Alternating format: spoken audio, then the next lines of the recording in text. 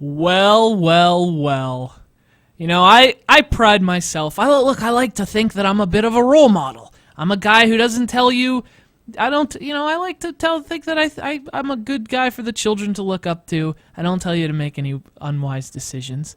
I'm looking out for your health and well-being. But I got to tell you, if you got a cigar, break it out and smoke that son of a bitch right now. Get some booze. Get some alcohol. Find some morally loose women. And women who are loose in other ways. The point is, we're going to celebrate today, Undertoads. Holy crap, we've reached our goal, Brandon. If I had a kazoo, this is where I'd be blowing it. And I hope you guys are doing all kind of illicit activity on this lunch break. Why didn't we get a kazoo? We should have had a kazoo. Damn it. We have all these other illicit materials and we don't have a kazoo. What's up, guys? This is Derek from Classic Game Room. Yeah, this is Brandon from Classic Game Room. And we have decided, in the middle of a weekday, this is supposed to be our lunch break, but we're deciding F it. We're just going to go ahead and celebrate with you guys because last night at about 8 p.m. Eastern Standard Time, we reached our goal for a great big bunch of CGR Undertow. We did it. We did it. You did it. They said it couldn't be done, but it can be done. I never thought that I would find. Hey, we can't pay for that. Okay, sorry. So the point is we reached our goal, and basically we're here to hang out with you guys today and celebrate, to thank you guys, to answer any questions you might have. We're going to hang out in the chat here for a bit on a weekday. So thanks for being here, especially on such short notice. Just we decided we wanted to party today, Brandon. Yeah, and partying we are. Well, you should see us right now. We're partying so hard. Got hats on? I mean, it's kind of a hat. I got a cup here. It's got water in it, but it's pretty potent water, Brandon. Yeah. I got coffee. It's pretty watered There are down. viruses in it. Hey, speaking of viruses, we're going to kick this thing off by playing a video game about viruses, Brandon. Let's do it. But before we get to that, should we maybe run down what the situation here? Yeah, let's do it. We got some updates. Yeah, so Update people. So here's what happened. You guys aren't going to believe this. I know this is breaking news, but we're doing a DVD, Brandon. What? Yeah, I know. I know it's a last-minute thing to tell you, but we're doing a DVD. And so we did it on Kickstarter, and we launched it in about 2 hours. It will be exactly 1 month since we launched it, and we broke the funding goal last night, which means this thing will be made. Now, here's the thing, though. We're very close to our very first stretch goal.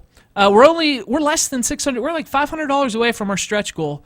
If we reach $8,000 in funding, everyone who pledged $25 or more, which is most people, they're gonna get a free gift, Brandon. Yeah, and that's doable again. Yeah. So what you're gonna get, we're gonna add this to, like I said, if we reach 8,000 and you donated 25 or more, you're gonna get this really slick black and white print. 8.5 by 11. It's really well done. It's like a mini black and white poster of artwork that I will be drawing. Now I have more crap to draw. So thanks for getting this DVD funded, guys. Now you're just giving me more work to do, more drawings and whatnot. I don't know what I'm going to draw for this. I have an idea about basically a very serene swamp scene where Captain Undertow is doing something. Speaking of morally loose women, I just like to draw morally loose women. So he'll probably be with women. Or he might be playing the Atari 2600. It'll be perfect to put on your wall. That's the point. The point is you hide this underneath your Tupac poster so your mom doesn't see it. And then when she leaves, you take down Tupac because he's been dead for years. And then you have this on your wall. Rest in peace, Pac. So anyway, so if we get to 8,000, that's what we're going to do. We're shooting for the stars on 10,000. But if we do...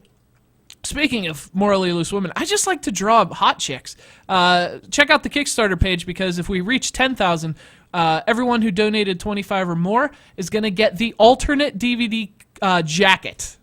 And Brandon, you have seen the concept art for the alternate jacket. Here's the thing. Here's some behind the scenes for you guys. This was originally the concept for the DVD. But it's very adult, though. We decided, and by we I mean everyone else, said, Derek, you can't put that on as the standard DVD case. So it's basically you can see a sneak peek of it on the Kickstarter, but it's like the Captain Undertow, but like mixed with 50 Shades of Grey.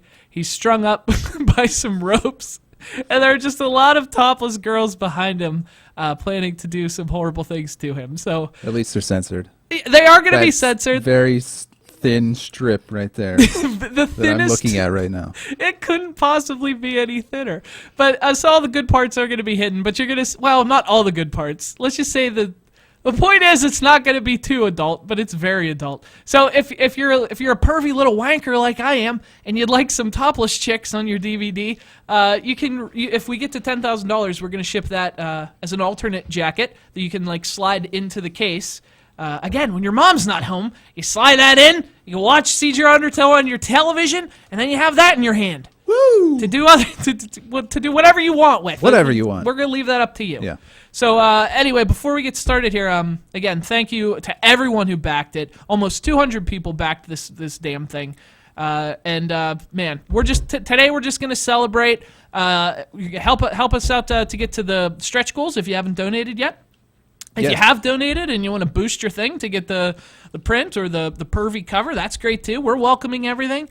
And like we've been saying, even if you haven't donated and just want to help out, spare a latte, support CGR Undertow, $5. That crappy latte you bought this morning, Brandon, you could have just put that into the DVD. I didn't actually buy this. Oh. I had it. Well, you're ruining my analogy, Brandon. Sorry. Or my point. I've seen people asking, how can they buy this DVD? If you click the link directly under this video, it'll take you right to Kickstarter, and you can donate at least $25 in order to get the DVD.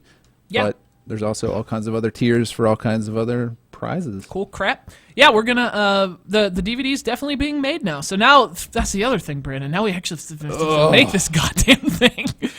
Like, I don't think we thought that through. We're asking for all this money to make a DVD, and now we gotta make it.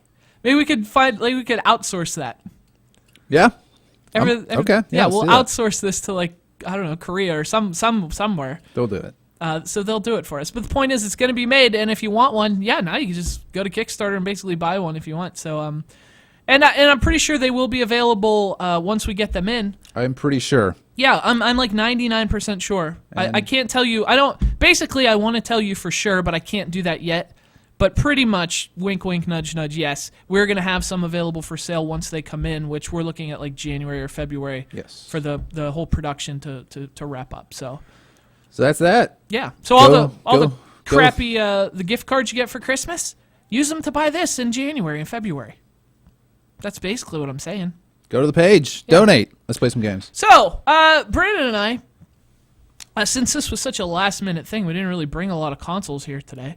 But the GameCube's always here. So we grabbed some GameCube games off the shelf. We're going to rip through some of these. And, as I mentioned on our last live stream, the GameCube's arguably one of my favorite consoles ever. So we're going to play some games. And we're going to start this bitch off with one of the best GameCube games, Brandon. And also one of my favorite games, period, of all time, Resident Evil 4. Oh, my God. Really? Yeah, or I guess it's Resident Evil 4. Yeah, we talked about this last time. We did. Very briefly. It's we talked about this game a lot. I've spent the last 10 years of my life talking about this game. So basically, I don't have a memory card or anything in, so I don't have my hand cannon. That's the thing. Like, if you beat this game and you got everything, you get that goddamn hand cannon. Oh my God, what was that? Oh no! I think we have a. Oh no! Someone's behind me. Here, have a game. Not a. Oh, I thought it was a Game Com. It's a Game Gear. All this talk about Nintendo is frankly, it's upsetting me, Derek. Well, it's not. I mean, we're gonna play a Capcom game, Mark. Can we play Resident Evil on the Game Gear?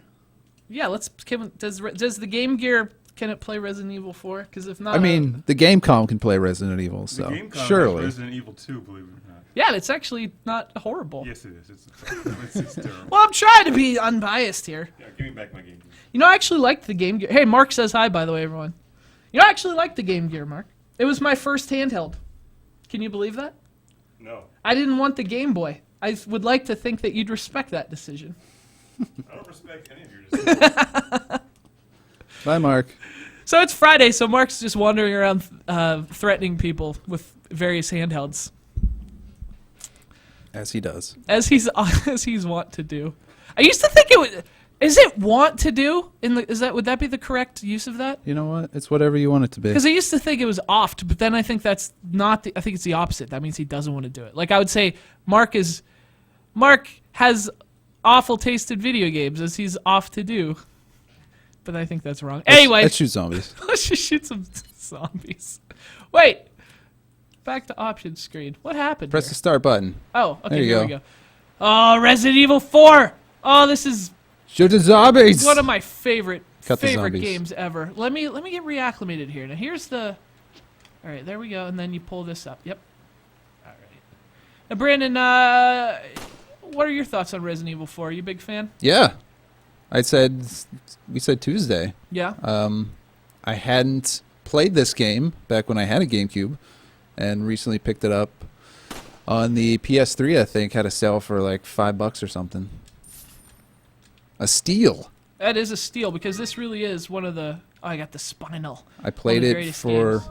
pretty much an entire weekend and beat it, and felt terrible about myself. But the game's great. Do you use inverted aiming? Because I do. No, you're crazy. How can you not use inverted aiming? Because I'm not crazy. So wait, this was 2004, I think. And if you weren't around back then, if you're a youngin', this was a very exciting game for Nintendo fans because at the time, the GameCube, I think it's fair to say, Brandon, was struggling. It was not doing that hot. And Capcom came along with this big announcement. They talked about they had 5 games that were going to be GameCube exclusives called the Capcom 5. Do you remember that, Brandon? I do. I think I edited a video about that. Yeah, that's right. I did a video about this because I think it's a really interesting thing in Nintendo history. The ramifications of which were felt for years, really, after the fallout of this. But so the Capcom 5 were 5 games Capcom was developing internally. Some of their best people were on these games. And they were going to be GameCube exclusives that were basically, hey, we're gonna save the GameCube. This is for the sake of the industry. It's for the sake of the GameCube. These are 5 really original, creative games that we're going to make. Resident Evil 4 was one of them. As we all know, what happened after that was not all those games were made. A lot of the budget went to Resident Evil 4. The positive being that it resulted in, like we said, one of the greatest games of all time. The negative being that the sacrifice there was it cost. Shoot that guy. It cost some of the other games that were originally supposed to be in the Capcom 5. Resources had to be reallocated because Capcom was struggling at the time too. So what you got was you got one great game in Resident Evil 4. You got one great one in Beautiful Joe, and everything else sort of struggled. None of the other ones were released except for PN03, and that game to this day is a great concept that feels unfinished. So. Kind of a tragedy, the story of the Capcom 5. Is it safe to say this is your favorite Resident Evil? This, absolutely. In fact, here's people love when we speak blasphemous. This is my first Resident Evil that I liked. I didn't like the first 3. I hated the first game's tank controls where up is relative. I hated that. I thought it played clunky and slow. I loved the concept and the atmosphere, and I watched other people play it at the time in the mid 90s, and I thought, holy crap! I mean, you could feel just watching that game, not even playing it, that it was a huge deal. But yeah, I personally didn't really like to play it. I don't know. I didn't like the controls, and I'm also a huge pussy. So. I've mostly enjoyed. I haven't played. I played 0, but nothing else apart from the main numbered games. Yeah. But overall, yeah, I've generally enjoyed them all. I haven't played 6, but I've heard it's not worth playing. When I played this, though, this was the one that it changed everything. I'm a little rusty here. It's been a long time. What's everyone else's picks? What's everyone else's favorite Resident Evil games? And if you have any questions, I am watching the chat, so feel free to leave a question, and we'll try to answer it, you know. We don't have very good answers, but... Also, I think the audio's okay. Yeah, good. But if it's not, let us know. I haven't heard anyone say anything about it. Yeah, this game, and especially going back to it now, Brandon, I feel like there's no game that's influenced modern gaming more than modern gaming in terms of like the last 2 generations more than this one. I feel like just about every huge game is ripping off Resident Evil 4 in some way. Like Gears of War is basically Resident Evil 4, but like, you know, more different. It's the same sort of control setup.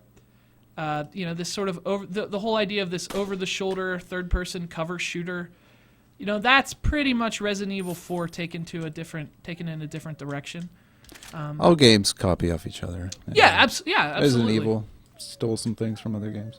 Yeah, I mean, no idea exists in a vacuum, right? And I don't even mean it's a bad thing. I'm just saying I think this is the game that changed where gaming was headed for the next 2 generations. I think you still see it to this day. So we got votes for 2, 4, 2, 1. See, I know a lot of people, especially longtime Resident Evil fans, sort of resent 4 because it was so different. And because of people like me who are like, oh, that's my favorite, and I didn't like any of the other ones.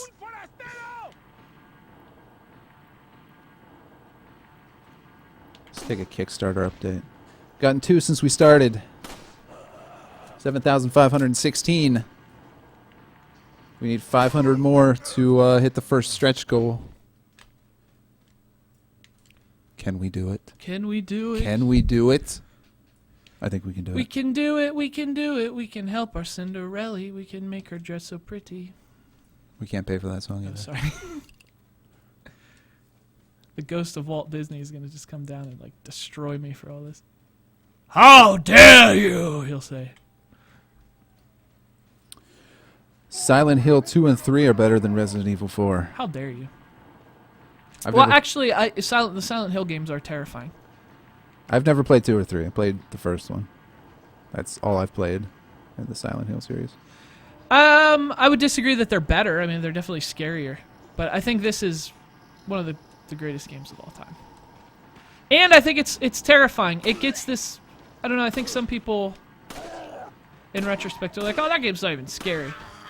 But it's scary. This game sort of has that Blair Witch scariness to it, especially this like this opening part, because it's unlike the other Resident Evil games. It starts off like it's normal. Like this is just a guy in the woods with an axe, and you don't really know what's going on at first. I think there's I don't know, the vibe here was a lot different. It builds up with a certain like believability at first that really sets up what comes after it. Resident Evil 0 is very underrated. Did you play 0? It's been a while. Yeah, I haven't played it since it came out, but Yeah. I don't know if I even finished that game. It's not to say I didn't like it. It's kind of like the other Resident Evil games at the time. This is one thing that bothered me. Is I always wanted to kill those guys who are up there, but you can't. They're like they're just there for decor. Come on, Capcom. But I always wanted to bust those dudes, but you can't. This scared the shit out of me the first time I played it. The guy, I was like, well, where are they coming from? And then he comes out of here. It's like, oh man. But listen to the music too, the sound. It's not even really music. It's very atmospheric, very subtle. And it really builds the tension really well. I just think this is a brilliant game.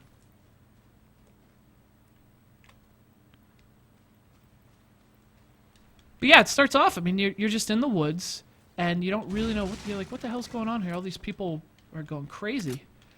And there's like, kind of like that, like I said, like it's a game that like, oh, you're just in the woods. Why is this so creepy? And yet it's really creepy. You know, they're like, the art is really well done, and the sound complements it really well. It creates this really creepy sort of atmosphere.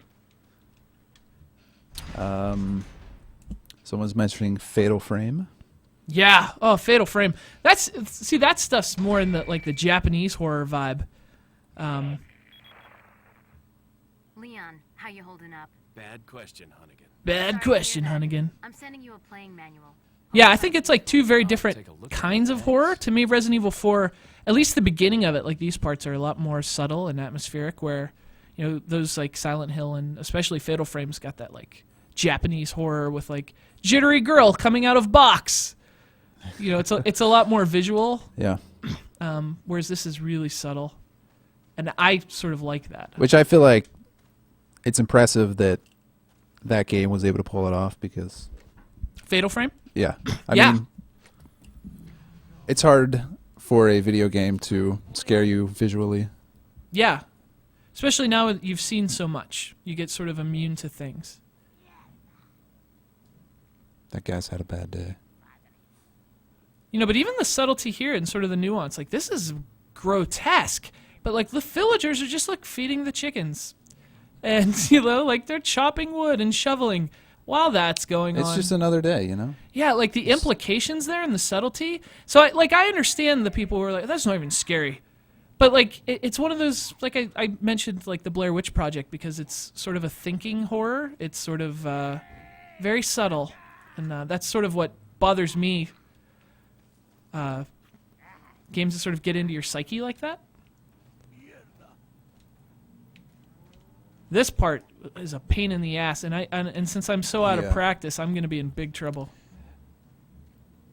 Yeah, when I jumped into this, I think I died several times and Yeah. just assumed that I would never finish this game. I don't know what clicked eventually, but...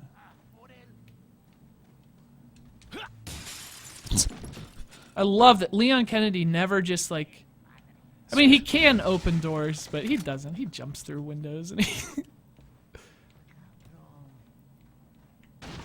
Why open a window when you can just jump through Yeah. it? This is going to be really hard without the hand cannon. It's been a long time since I played this game with like the standard weapons at first. You got this. No, I really don't think I do. Check in with Kickstarter while you're collecting Yeah. ammo. 196 backers, 7,516. We're so close. 2 more hours to go. Can we make it to our first stretch goal? Actually, I've seen Mark's prints. Yeah, And those are really they're cool. So really cool. Yeah, if you haven't seen, Mark's done some little posters that are exactly like the size and the print quality that we're going to be doing, and they are really well done.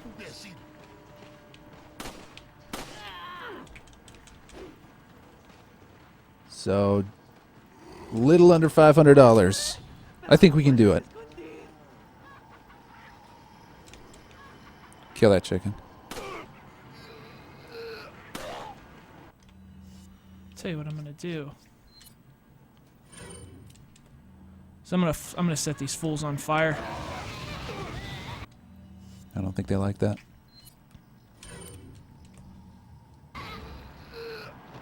They can deal with it, like Batista. Deal with it. You boo me, I'm gonna boo you. Oh no, here comes like the whole wave. And then Chainsaw Guy comes and he's got a bag over his head, and that's never good. Have you ever met anyone who wasn't bad news that had a bag over their head? Yeah. Look at that idiot. Mr. Boy says the chanting monks from RE4 creep the hell out of me. Coelho, Coelho, Coelho. Morires vivir, morires vivir. Coelho, Coelho. Scared the hell out of me. Seg of my house. I actually like the Gamecom version of Resident Evil. Yeah, no, I was being sincere. I said it's not horrible. It's not great, but like for the Gamecom on that grading curve, I think it's one of the better Gamecom games for sure. Oh man, I'm in big trouble. I'm just gonna run around because I'm way out of practice. Sheldor. I see this question all the time. What's the difference between CGR Undertow and Lord Carnage? Classic Game Room. It's two different channels. Yeah. With two different sort of tones and approaches. You know, Mark's generally like a very positive guy who's like, yeah, you know, he tends to see the positive in anything. Whereas I am a very sort of critical, like, this sucks. So it's two different, I don't know, two different opinions, two different styles, two different approaches, and really two different areas of expertise too, I guess. Like, just even sort of on that level, you know, if you want old school and you want Sega, that's sort of Mark's purview. And as far as like Nintendo stuff, I would say I'm probably the go-to guy for that. So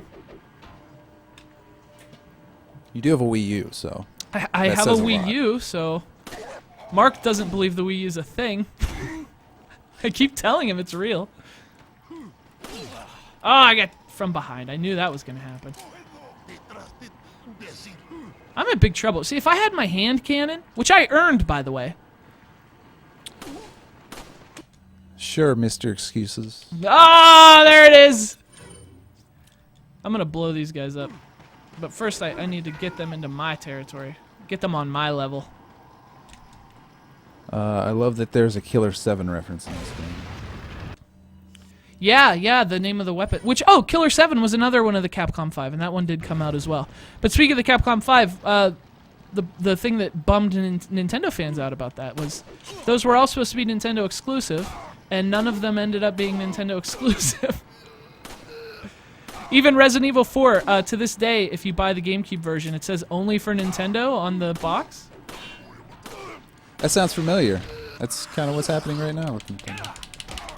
Yeah, it says only for Nintendo on the box. But then at like the last hour, Sony was like, well, or Capcom was like, yeah, we're gonna put this on the PlayStation. So yeah, Nintendo was very. We talked about the repercussions of what happened there. Nintendo was obviously very salty over that decision. And for a long time, that soured the relationship between the two companies.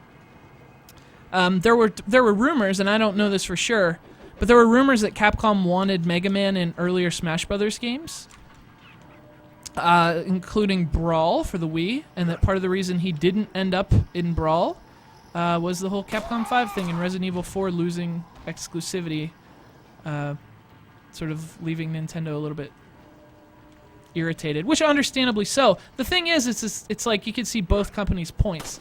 You know, a company like Capcom, they put all this money and resources into Resident Evil 4. They want to sell as many copies of it as they can. And you're not going to do that just on the GameCube, which you know had a much smaller user base. So of course you want to put it on the #1 console, which was by far the PS2. But at the same time, you know, if the deal was exclusivity, then that should be the deal. So you can kind of see where Nintendo's coming from too. I mean, I had a lot of friends. I don't know about you, Brandon, but you know, the GameCube, yeah, they would make fun. They would say, "Oh, the Kitty Cube," like that was sort of the reputation it had. So when Capcom came out and talked about Resident Evil 4 and all these Resident Evil games coming to the GameCube, a lot of my friends who weren't interested in the system were planning to go out and buy it. And when it was announced, oh, forget that, it's coming to the PS2, they said, oh, well, then now I have no reason to. So it did cost Nintendo. Yeah, it's weird. I don't think I ever actually knew anybody that owned a GameCube. Really? Yeah. Yeah, I mean, it was not a popular system. It really wasn't. It's kind of strange. I was the only guy on my floor, I think, in college who had one. And I got made fun of quite a bit for that. Kitty Cube is what everyone would always call it. Does that still upset you today? Yeah. Yeah. You know, whatever. You got some Whatever. I had deep-seated Metroid Prime. feelings? I had Metroid Prime, and they had, you know, whatever PS2 games they were playing. It's the PS2, whatever. Like that system had a lot of games or anything. They were just playing like Grand Theft Auto or something. You better get out of that guy's way. I'm not afraid. He's got a chainsaw. I'm not afraid, Brandon. All right. Take that, old guy. Cogelo. Yeah, and that was another cool thing about this game is I remember getting you get through the village and the sort of rural areas, and that took a long time. You know what I mean? Yeah. So you get through that, and you get to the castle, and you think you're like near the end, and then it's like put disc 2 in because you still have a long way to go. And the tone changes too. You go into that castle, and it's like a whole different game. Yeah, it was a lot longer than I was expecting it to Yeah. be. It was And a really epic, big Yeah. game. I really wasn't quite sure what to expect. I just assumed it was all, village stuff, but they definitely did mix it up a lot.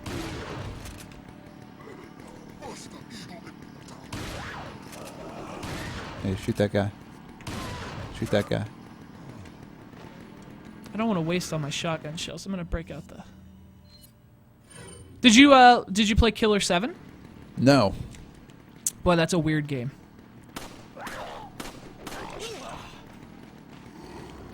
I think I've seen our review, though. Oh, he almost got me there. He was like right behind me.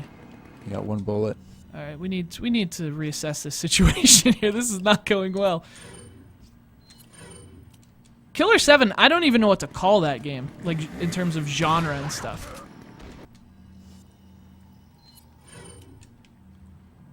It's like an on-rails third-person shooter. Jake! Man, you shook that guy's head off. I literally did. Oh, thank God we got through there. But I love this too. We talked about like how Resident Evil 4 starts off very believable, and I think it's the previous game's so over the top, obviously, with the viruses, and eventually this one gets there too with viruses and monsters and stuff. But this was so different. Like, it's almost like you're like, are they just brainwashed? Is this some sort of weird backwoods deliverance cult type thing? Like, what is going on? And then they all just leave Leon, and he's like, what the hell's going on? It was such a cool, unsettling, different approach to Resident Evil. Bingo.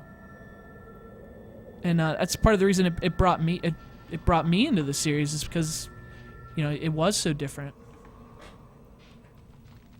And it was a huge success too. Even on the GameCube, it was sold well over 1 million copies. One of the best-selling GameCube games. Bad news.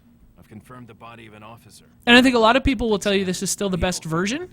The GameCube did have a little more horsepower than the PS2, so the PS2 version, which had some extra content, I think it had like a different weapon, maybe a different some extra modes, maybe. Yeah, I know there was. Who's the lady? She had her own piece of content. The Ada Wong missions. Yeah. Which that was actually in the version I played on the PS3. But I think a lot of people will tell you this is the better version. In some ways, at least aesthetically, it's a prettier version. I think it looks a little better. Do we want to switch over to? Yeah, we got our a lot of second games. We game? can play something else here. Otherwise, this is another game. Like, we can talk about this one all day. If you haven't played this, definitely check it out. It's available in a bunch of different versions now, including an HD version. Yeah, and that goes on sale constantly. It yeah. seems like. And if you want to play Resident Evil games, a Resident Evil game that's like still really good and really like genuinely scary, that's not like, I don't know, they're starting to get a little. I wasn't crazy about 5, and I was totally disinterested in 6. So this is one that you can play and still actually have some fun with Resident Evil. Did you play 6, Brandon? No. No. That's the only one I haven't played. I'll tell you what we'll do here before we turn it off. Shoot this cow? Yep. Take this cow. Stop looking at me, cow! Oh. He takes a couple shots, though. Not with the hand cannon. Hand cannon, you blow his damn brains out. I remember I did that, I thought I would get, like, a pickup, and it would say, you've got the beef. There's no beef. Leon Kennedy wasted a whole cow. All right. Let's get a checkup. Derek, give him a checkup. I'm going to switch games. Oh, wait, what do you want me to do? Oh, an update. So yeah, let's switch over to the Kickstarter here. Oh, all right, we are at $75.51, which means we are less than $500 away from our first stretch goal. Which, if you're just joining us, we announced a stretch goal at $8,000. That is going to be a really cool little 8.5 by 11 black and white, really slick little print. black and white scene, the Captain Undertow. I'm gonna draw this nice little scene. And by nice, I mean it'll probably be perverted or gross or something. No. But if you haven't seen him, Mark actually recently did these prints as well. He did some Lord Carnage and some Jesus prints that are just gorgeous, really nice, like frameable, like frame-worthy prints. They're really sweet. So we're going to do the same thing as a stretch goal, and if everyone's going to get one, but everyone who donated 25 or more is going to get one. No matter what your tier is above that, you're going to get one for free if we hit our stretch goal. So, and we're almost there. Yes, we have. Oh man, 117 minutes to go. So we got 2 hours to go, and only $400 some dollars. So Yeah. we'll see if we get there. But the really good news is that the DVD will be in production. So We're super close. oh hey Brandon, you know Hey. what? If we're gonna play this game, which they don't know what it is yet, you should pop in my memory card because I have all the crap. Where is your memory It card? should be in one of those There it boxes. is. Yeah. And then you can reset it and we'll go. So we just played a really, really cool, engrossing, deep single-player experience on the GameCube. Oh, you might have to like power it down. And now we're gonna do something that's completely opposite in terms of tone, and is also more of a multiplayer game. They can hear the music, so they probably already know what it is. Doubly. Can't do racing games in doubly.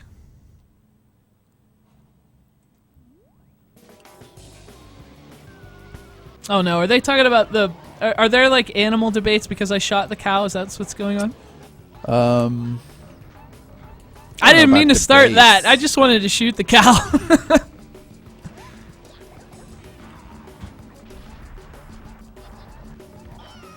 So Mario Kart Double Dash. This was the perfect Mario Kart to put on the GameCube too. For the reason of, like we talked on the previous live stream, one of the things I liked about the GameCube is how different it was, and it took really sideways approaches to even established genres. It tried different things. This is the most different, sort of awkward stepchild of the 3D Mario Kart game, so it makes perfect sense that it would be on the GameCube. And because of that, like, especially at the time, it got a lot of mixed reviews. Are you a fan of this one, Brandon? I haven't played this one, Oh, okay. so we're gonna find out. Yeah, well, it's very different from what you normally get in a Mario Kart game. Let's do it. Let's go. go. We'll do versus. So this should be a hint here, Brandon. It's 2-player co-op. How would you do 2-player co-op in Mario Kart? Well, yeah, you do that because they're. Well, you'll see. So we'll do a Grand Prix. What speed do you want to do? Let's start slow. You want to start at 50? Sure. Because it's been a while for me too. I'm always Yoshi. Is Yoshi your go-to guy? Yeah, I don't know why, but So in the newer ones, if you pair Yoshi with Birdo, who is his like match, you get there's a benefit to doing that. well then that's what I'm gonna do. So in the newer ones, I'm more of a I like to use my Mii, but in this Mario Kart specifically, I really like the Koopas. Like to use the Koopa Troopas. Someone says we can't be friends anymore. Why? What did I say? No, me and him. Oh, you and Yeah, I'm guessing because I've never played this game before. Well, Brandon, listen, there are a lot of reasons you're gonna want to not be friends with Brandon. His experience in Mario Kart is There we the go. least of those. Hey, I've played other Mario Karts. They're all the same, right? Oh, how dare you! Yes, they kind of are. So now I have a different controller in my hand. What's wrong with that? There's always a little bit of a like getting used to the mechanics again. Like I've been playing a ton of Mario Kart 8, so it's when you switch to a Mario Kart, when you're playing in the middle of playing another Mario Kart, it takes some getting used to. But so Wario Coliseum, the thing I love about this Mario Kart is that this is the one that like really started to add. It changed sort of the blueprint for Mario Kart tracks. Like now they really became about elevation and crazy like twists and turns. I'm Yeah, in the- last place, ain't I? You might be. Oh, here's my chance. And I think this track's a great example of that. There was really never a track in any Mario Kart game before quite like this one. You know, you're going through basically what is a huge giant steel cage, like a round ball of steel. This looks good. Oh, shoot. And so the gimmick with this game, Brandon, is that you have two people on your cart. I don't know if you've noticed that. Oh, you're right. And you can actually switch them in the middle of, like, while you're driving. I don't know about this whole Birdo thing. I think you set me up on that one. Well, She's not helping me at all. I think the thing is, and I could be wrong, You probably are. but every character pair, they have like a special item that they can get. But I think the only way you can get that item, and I could be wrong, but I think the only way you can get it is if you're paired up with your appropriate character. You know what I mean? Yeah. I could be wrong, or maybe it's like more likely that you'll get it if you're paired up. I don't know, something. I just got it. I got it twice, actually. At least I think. The Yoshi egg. Yeah, that's going to be like your special item that only those characters get.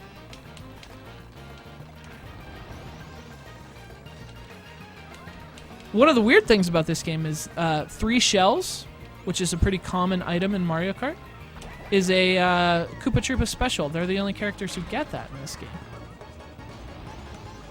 Again, I think. It's been several years since I played this one.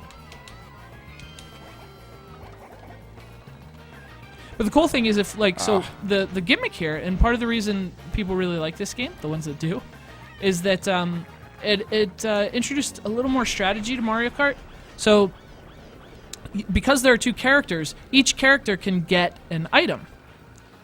So basically, if one of your characters has a red shell, right, but you're like in second place, you want to save that shell, you can switch drivers. That way, you're not going to use that red shell. You can switch to the other driver, and the character who has the red shell is then driving, and they won't be using the item. You know what I mean? So you can actually manage your items because you have 2 characters that are each going to have different items, theoretically. Yeah. What'd you finish? Fourth? That's Fourth. not bad. I'll take fourth. It's not last. That'll do. So, let's see. What are people saying about my terrible skills here? You're wrong. You can mix and match. Oh, okay. Well, I know you can mix, but isn't there like a benefit? What's the benefit to keeping the characters paired that are supposed to be paired? I thought there was a benefit to that. My favorite GameCube game is Paper Mario: The Thousand Year Door. Boy, that was a great game. And don't you think I guess the 64 was the first console where it started to become this, but by the time the GameCube came along, it was really solidified that your Nintendo console is basically just going to be your Nintendo box. Like, Yeah. you're going to buy it for the Nintendo games, and anything else is like just sort of icing on the cake. Boy, I don't remember the timing for the 3-2-1 in this one. It's a little bit different from other ones. I'm in first. I will surely finish first. Crap, I don't know. I love this course. This is one of my I don't know favorite where I'm Mario going. Kart courses. You go like between dinosaur legs and stuff. This one's really cool. Oh, you jerk.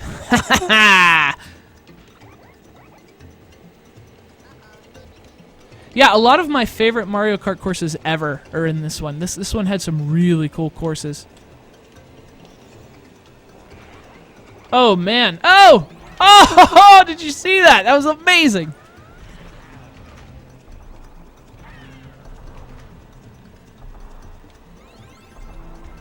Yeah, this one added some complexity to Mario Kart. Track designs were more complex. Your item management was a little more complex. And obviously having 2 characters added another element to the gameplay too. Yeah, this feels much different than the 64 version, Yeah, totally. which is probably what I've played the most. 64? Yeah. At least this version. Or the version of Mario Kart. You know, Mario Kart 64 was a game that blew my mind when I was a kid too. And the 64 in general, like I don't know about you, but I remember seeing those games for the first time, and you know I got Mario 64 with the console, and just seeing the graphics, I thought, how does it get better than this? Like, it's so realistic. Where are we gonna go from here? You know. You like seeing video games in 3D for the first time, especially in Mario Kart, was just like, it was crazy. I remember seeing games in Nintendo Power and thinking the exact same thing. It just can't get any better than this. Yeah, Ocarina of Time was one that, like, when I first saw Hyrule Field, I thought, my God, it's like virtual reality. You know, it was really, really cool. And now I feel like I feel like the jumps between hardware, the improvements, were way more profound back then than they are now. Like the difference between the NES and the Super NES was huge. Oh yeah. Such that when you saw the screenshots, your mind was blown. Even bigger of a difference jumping from the Super Nintendo to the 64 because 3D. Yeah, they're basically the same at this point. Yeah, but now it's like, if you look really close, we're packing in more polygons this time. It's like, who cares, dude? Like, that arms race to me is over. I just don't care. I mean, it's good and bad, because obviously developers can spend more time making the games good rather than trying to port it to the different systems. Yeah. Plus, you end up in a situation like the Wii U is now, where people don't develop for it because it's not similar to the Xbox and PS4. Yeah. Although, to be fair, there are a lot of reasons people aren't developing for the Wii U. How did I get in second place? Dude, look, you're storming up the charts. You just passed Bowser and Bowser Jr. Man, screw those guys. I'll take it. GameCube 2 is the system that introduced Bowser Jr. as sort of a staple character. Although they seem to be sort of stepping back from that now a little bit. 200 backers, 7,626. Oh, wow. So we are like $300 and change away from our stretch goal, which is awesome. We got this, guys. So true story. I left it's not the underwater lair anymore. I left the Intergalactic Space Arcade last night. Shoot. Last night at about like 8 o'clock. I think Brandon, you left right around then too. Yeah. We were working all day on crap, and when I'd left, we were still a couple $100 short. And when I pulled into my apartment, like 10 minutes later, I got like multiple phone calls. I was like, what the hell is going on? And people were calling me saying, you got your goal! So it was on that ride home, it was pretty neat. We actually passed the goal. Yeah, I think I texted you as soon as I saw it. Yeah. And I tried to text you, but for some reason, my iMessage isn't sending pictures right now. I don't know what the deal is. I got it. Oh, you did? Yeah. Okay. Well, like, I don't know. I try to send some people. It says, like, iMessage can't send that image. I don't know what's going on. Oh, shoot. This is a difficult track if you've never... Yeah. Oh, God, yeah, for you, like, having never played this I have one. no idea where I'm going. But you can feel in this track where the current Bowser Castle tracks are in Mario Kart. Like, this is sort of where they really started to change and turn into what they are now. Modernize, I guess is the word. Is 8 your favorite now? Is it taken... I don't know. I feel like every time there's a new console Mario Kart, I tell people it's my favorite. During the GameCube era, this was my favorite Mario Kart. On the Wii, I loved Mario Kart Wii. I thought I would say that was my favorite Mario Kart. And now I love 8 so much. You know, I would really have to sit down with all of them to pick a favorite. But I mean, they're all Mario Kart's one of those things that it's more like one of my favorite series. So I don't really distinguish between the games that much. And really, the basic gameplay doesn't really change a whole lot. Yeah. So it's just they improve upon what they did before. So it's like, here are some new tracks for that same awesome game. Yeah. And there are a lot of games that a lot of series that approach bothers me, but for Mario Kart, it's just so damn fun that it doesn't really bother me that much. Plus, it's only one a generation. which is frankly a pattern that or an approach that I think a lot of games should take, namely like Madden. I don't see any reason for there to be an annual Madden game anymore. Like, they should do one Madden game that's going to be the game for the generation, and then every year release like a sizable, substantial software update for it. Never gonna happen. Never gonna happen.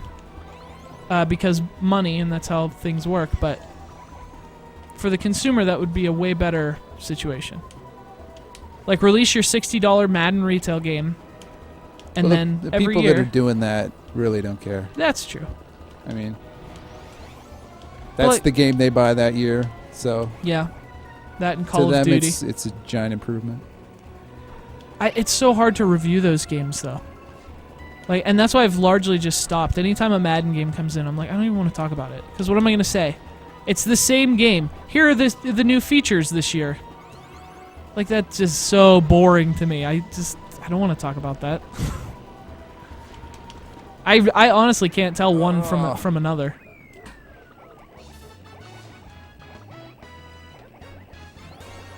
Stop coming in first place. Someone said the Mario Kart series keeps getting better from one console to the next. They just refine everything. Yeah, I totally agree. I think, people have their nostalgic ties to certain games, but I think on an objective level, every single one of them improves on the one before. Go! No! You know what the best-selling Mario Kart of all time is? At least console Mario Kart. DS? Well, on consoles. Oh. Mario Kart Wii. Yep. I think I saw that. And it's not even close. And I think that's actually maybe one of the reasons I like that game is because everyone had it and everyone wanted to play it. Like, no one knew what this was when I pulled it out. Like during the GameCube era, if I said you want to play Mario Kart and I pulled this out, they said, "Oh, I thought you meant Mario Kart 64." But during the Wii, it was like everyone wanted to play Mario Kart Wii. 100 minutes to go. We have 200 backers. I'm so glad that I gotta tell you, I'm so glad this is almost over. Yeah. This has been a crazy month. Yes, it has been. Now, I'm going to warn you, Brandon, this is a very tough rainbow road. Don't tell me that. I gotta switch back over. Hold on. Which isn't gonna help me at all.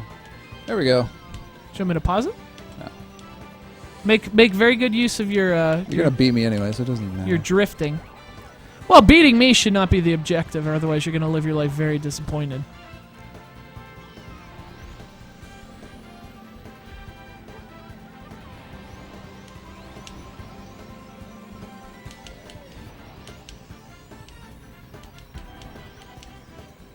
I don't know. Is there a there might not be a series that I've spent more time with than Mario Kart over the years. Just like cumulative in terms of minutes spent playing. I would be willing to bet it's Mario Kart. Just because it's that perfect, it hits the sweet spot where, your gamer friends will want to play it with you, but so do your casual friends who aren't necessarily huge gamers. Which most of my friends are. I don't actually... A lot of my friends aren't super into gaming, but they all want to play Mario Kart. And so there's a really cool, mass appeal to this game. Plus, it's not really a game you can finish. Yeah! Just keep playing it. And I hate DLC as a concept, but I would be lying if I said I wasn't very excited for the way Nintendo's handling it with Mario Kart. It sort of goes to what, I talked about with Madden, how you could do one Madden game, and then every year release a huge update that was your rosters and maybe some different modes and stuff. If Nintendo does that with Mario Kart, where every year during the lifespan of the current console, they release a couple new karts and a couple new tracks, and Mario Kart 8 just becomes like a platform, almost. That's awesome. I pre-ordered both of those, the current DLC packs for Mario Kart 8. Just because to have 16 more tracks in Mario Kart, new tracks, that's a lot. That's a lot. How much is that? I pre-ordered both of them, and I think it came to $12. That's not too bad. Mark's here to eat more candy. Mark, do you want to play Mario Kart? Half-Life. And don't pick through the bag and leave all the Three Musketeers. This is what Mark does. Oh, okay. Well, somebody's picking through my candy bag. And they're only leaving the Three Musketeers. All the Twix are gone. Yeah, we got some people. Mark says hi, everyone. Shoots. Hello. Someone's. We got an active chat today too. Everyone's blowing off work to be here. There are actually people. There's humans. Yeah, like real ones. Hello. I wonder if there are any girls. Brandon, will you ask the chat if there are any girls? I think you just did. Oh, hey, Girls like Brandon. they do. They're scared of us. That well, you know why they're afraid, Mark? Is they're afraid by their own virile response to us. They're like, oh, and it scares them. They feel feelings that they've never felt before. I can't see! Yeah, keep that up. Whatever you're doing. I need some advantage here. I suck at this. Everyone say hi to Mark. He's watching the chat. Mark's busy. He's doing like work today. What are you doing today, Mark? You playing Half-Life? Putting together the Half-Life review for the film. Oh, for your DVD. Yeah. And Shenmue. Shenmue. Nice. Here's some behind the scenes of what Both Mark's of up those to. games have taken like a week. You've been playing Shenmue forever. Yeah. And I've been going through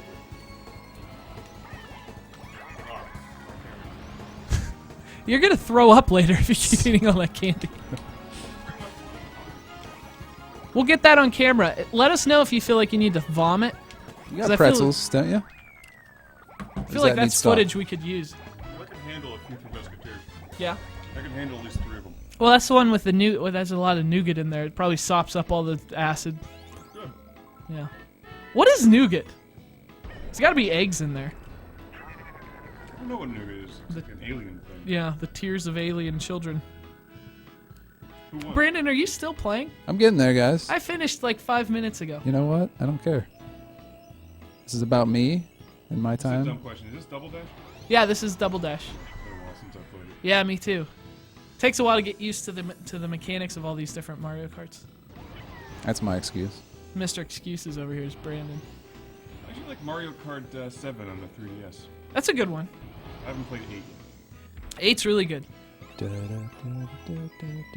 So people can comment about stuff on the live video? Yeah, we got a live chat rolling. You can ask them questions. Ask them whatever you want. This is like technology. It's amazing. It's amazing how Brandon plugs wires in and makes this stuff happen. See, I'm not good for live broadcasts. No. Yeah, we got a lot of high marks. Hi. Smack Hey. Derek for us, Yo, Mark. Mark. Oh, you jerk, Mike Oliver! Oh, I'll leave them alone today. These guys have done a good job. Girls also like mustaches. Mark, did you ever have a mustache? Yeah, I don't grow good facial hair. Well, But you always have like a 5 o'clock shadow. It looks like you could. I shave like once every 3 days. Is Mark looking for sailors? Is that what that says? Not looking for sailors? Sure, why not? Nugget is nugget. It's like this is what sometimes I don't understand what's happening in these chats, because I'm not like internet savvy. I don't know what the kids are talking about sometimes. If they talk about like old video games, is there going to be a Betamax release of your DVD, Mark? Sadly, no, we do not have a way to replicate Betamax. But you did look into it, I looked into Laserdisc. like legitimately. Yeah, I thought it'd be funny, but no, there's no factories anywhere that make them anymore. Which They're all is, shut down. frankly, an injustice. You would think someone would have the guts and the balls, frankly, to continue making Laserdisc. But we talked with the authoring house, probably the same one we're going to be working with on yours, and they're able to make a package which is similar to a Laserdisc Yeah. set, and that's going to have the 4 discs, the 2 DVDs, Best of Classic Game Room, the old 2007 Classic Game Room film, and then the Blu-ray. Right. You know, like a big Packaged like a Laserdisc. packaged like a Laserdisc or an old LP, like a 12x12, Yeah. with I think I'm doing a 4-page color insert. So it's gonna It's a really cool artwork too on the Laserdisc packaging. It looks like a it'll- 70s LP sort Yeah. of disco compilation. That's the idea. Yeah, it's really It's good. supposed to be a collector's item. It's very cool. It's got all the different disc artworks. I'm wrapping up the last 3 reviews on the film, on the Best of Classic Game Room film. What I'm doing are Shenmue, Half-Life, and then Steel Battalion I'll be playing next week. Very cool. This is the one with the joystick, With the- which is the size of a car. It's yeah. Do you have it out there? Yeah. Oh, jeez, I need to look at that later. Yeah, it's ridiculous. There's pedals with it. Hey, have you played it? Not yet. No, I've been waiting for some time to really sit down and sink into it. Some of these big games are tough to do because I actually have to know what I'm talking about. Yeah. Well, it's funny how That's like when the you problem review with it. games, you actually have to put time in. Like Half-Life, people would expect me to maybe have, I don't know, played it Right. the whole way through, which of course Ah. Shenmue is the same things. What's Yeah, that going- controller out there looks. Menacing. Yes. Oh, look at this. Nougat is a family of confectionaries made with sugar and or honey roasted. Honey roasted what? Or is it just honey? Honey Nuts. roasted nuts, almonds, walnuts, pistachios, hazelnuts, and recently macadamia nuts are common. You can read that? I can't even read that from here. My old eyes are going on. Whipped egg whites. I knew there'd be egg in there, and sometimes chopped candied fruit. Oh, thank you. Mike Oliver's a nougat. This is what I love about the internet, is like we ask what's in nougat and someone has the answer. It's unbelievable. Furry woodland creatures. Mark is watching the chat, everyone, so tell Mark how you feel. Someone said Eternal There's Darkness. somebody Too named scary Lord for Carnage me. in there. Is that the real one? Is that the real Lord Is that Carnage? actually Lord Carnage? Or is that an impersonator? Lord Dash Carnage. Oh, there's a dash. I think you're just Lord Carnage. I could be wrong. Do people break into like arguments about whatever in these chats, or you're Well, ours have been pretty civil. Yeah, it's civil. almost like Good job, Classic guys. Game Room community is pretty cool. Yeah, they're nice. They're not like jerky, like, I'm a gamer and you're not. Somebody Type. threatened me because I liked Destiny. Yeah. Yeah. So why do you care? Yeah, well, like that's the thing I don't understand is why does it bother you if I don't like a game you like? Who cares? Go away and play Truxton, you stupid asshole. Derek, Pac-Man Ghostly Adventures 2 was just released. Whether you plan to review it or not, We have it. I also want to know what's with the harsh review of Pac-Man World. Shouldn't he try something new? Oh, yeah, I just Derek don't. doesn't understand Pac-Man. Well, I love the first Pac-Man, and I love the championship editions where it's still Pac-Man, but when they try to make it a platformer, it sucks. It's not good. I just don't like it. Hey, Mark, did you find that cricket yet? That's a real thing, guys. I haven't heard him today. I was out there earlier and I did not hear the cricket. The cricket may have flown away or it may be dead, I think he's waiting. but I don't know. Thanks for playing.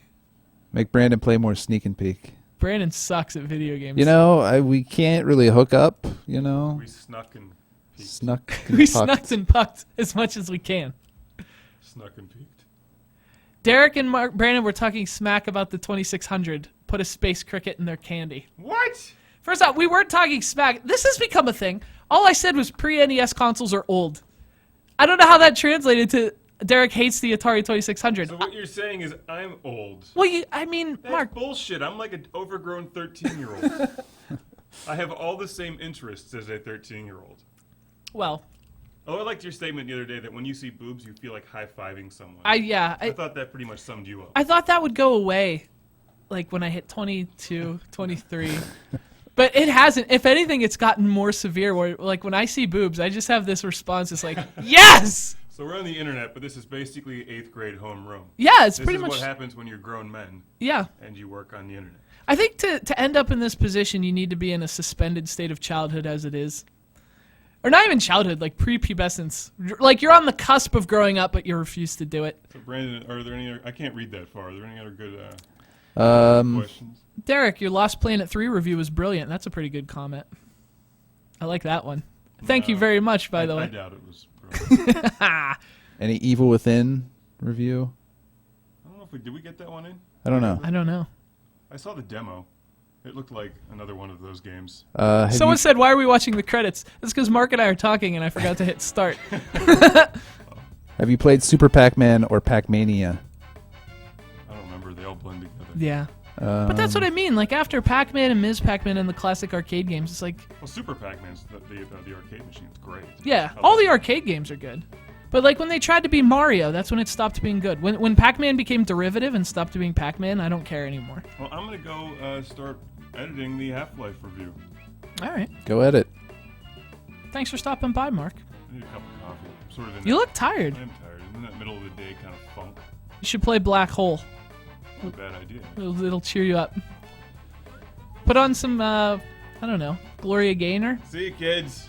Mark's gonna go do some work now. Bye, guys. Mark. Fun. Have fun. Skip. What are they doing? Are they skipping class or are they in class? I don't know. Yeah, what? Like, if you're in the chat right now, like Brandon and I, like we're at work right now. But like, what are you guys doing? How are you on? Like, I'm an air traffic controller and I'm just watching your podcast. Well, someone said I'm 34. I'm 33. So unless you're tragically unemployed, like, what are you doing? How are you guys doing this? Don't tell your boss. Maybe you shouldn't answer. Don't tell your bosses you're hanging out with us. We called it the Lunchtime Extravaganza. Maybe everyone's on their lunch break. You have 87 minutes to go on your Kickstarter, so there's enough time for everyone to pull out. Don't give them any ideas, Mark. And Mark spikes the mic and walks away after that. I actually have worked with an actor. I have worked with an actor. Yeah.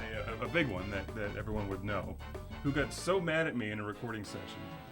He actually took it. I had this secondhand from the recording guy because I was across the country doing a mic tap. But he apparently took his headphones off and threw them onto the ground and stormed out.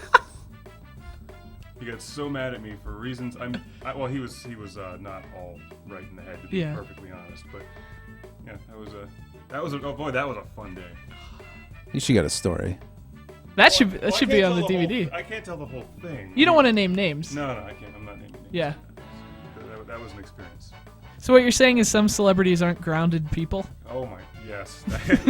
I refuse to believe that. That is absolutely. See you, Mark. Bye. Ladies and gentlemen, that was Mark. We got 86 minutes to go. Brandon and Derek, what are your guilty pleasure games? Brandon, do you have any? Animal Crossing. Oh, you do love Animal Crossing. On the 3DS especially. I adore Animal Crossing. I don't know if I have any, like, what's a guilty pleasure game? Although I haven't played it in months at this point. There's probably so many weeds. You know what my guilty pleasure is? WWE Supercard Thanks. for the iPhone. Are you still playing that? I'm still playing it. I am, Yeah, that probably. yeah, I'm still That playing fits. every day, and it's the dumbest game. Look, if you're a wrestling fan and you have an iPhone, or I think it's on Android, download WWE Supercard because well, actually don't. Otherwise, you'll never get anything done in your life ever again. Derek, more wrestling talk. That was a good transition with Supercard. All right, I'll step aside. Brandon doesn't watch it. You know what we should do? We should have a live stream where I just put on like a great WWE pay-per-view and make you watch it, and then we like get your reactions to wrestling, and I try to Sounds terrible. and I try to make you understand the brilliance of. Here's what people don't understand about professional wrestling, and I'm gonna try to get you to understand. You know it's fake, right? Yeah, people always say that. Don't you know it's fake, you idiot? Oh, I'm sorry. I didn't know that movie you watched, that Jean-Claude Van Damme movie, was a documentary. I didn't know that musical you saw was actually real people doing those things. Everything is fake. Reality TV is fake. Doesn't matter if it's fake. No one who's watching wrestling anymore. Well, some people probably still do, but no one watches because they think it's real. We watch for the performance art of it and for the stories. It's the same reason you watch any TV show, only this happens to be a TV show that is about, Yeah, but the stories aren't good, are they? Sometimes they're awful, and I'll be the first to tell you that. Yeah. But sometimes they are really good. Wrestling's a thing that there's so much of it that the ratio of good to bad is pretty low. But when it's good and it hits really well. And I wish it were better, but I think there are a lot of reasons it's not better.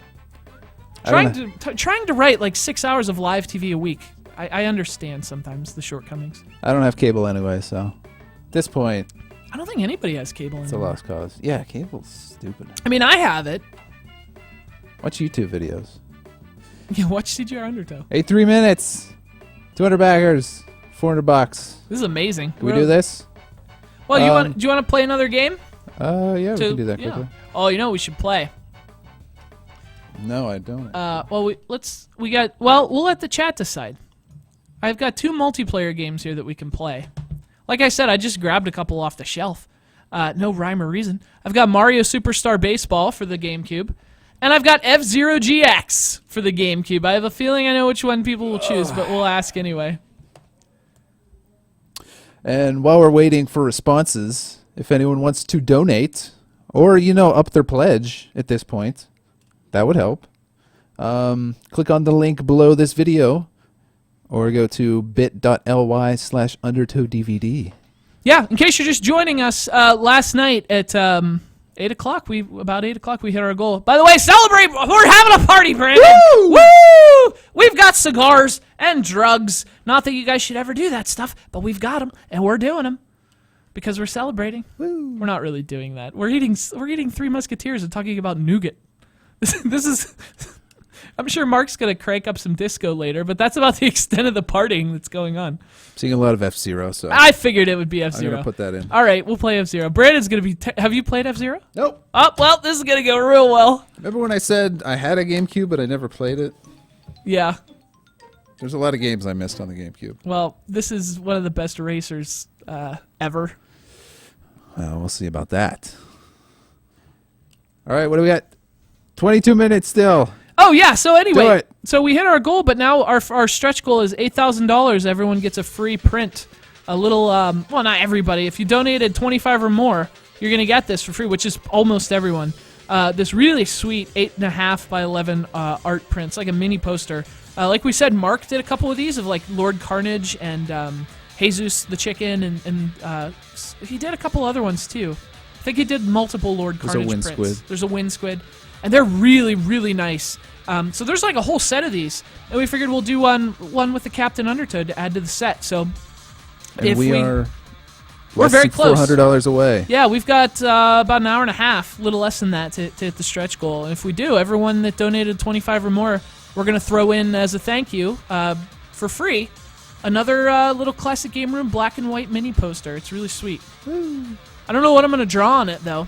Mark has Lord Carnage driving an El Camino over dinosaurs. He's got Lord Carnage stabbing alien eyeball things. So something like that. So yeah, basically... Except a toad.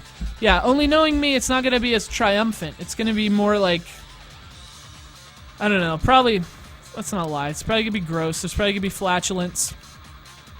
I don't know, maybe some nudity. We'll see where it goes. But hey, add it to the set. It's going to be pretty sweet. And thank you guys.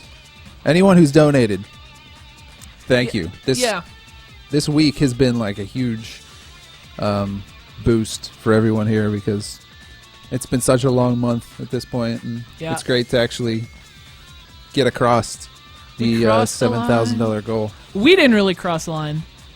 We were pushed across the line by all the people who backed the DVD. And if we can reach this first stretch goal, that would be awesome. That would top off this month perfectly. Yeah, we're gonna put this bitch into production real soon. Yeah, it's the next thing. Now we got to start. Now we gotta actually make the DVD. Bring all this stuff together, which I'm actually looking forward to because all that stuff sounds pretty cool. That's the thing. Like, I don't know if a lot of people know this about you, Brandon, but you're like a professional film guy. You actually know what you're doing. Yeah. So this is gonna be a really, really well done DVD, and you know what you're gonna get from me. So Brandon's going to be the one with the camera. I'm going to be the one doing crap, and it's going to be a lot of fun. And I'll try to...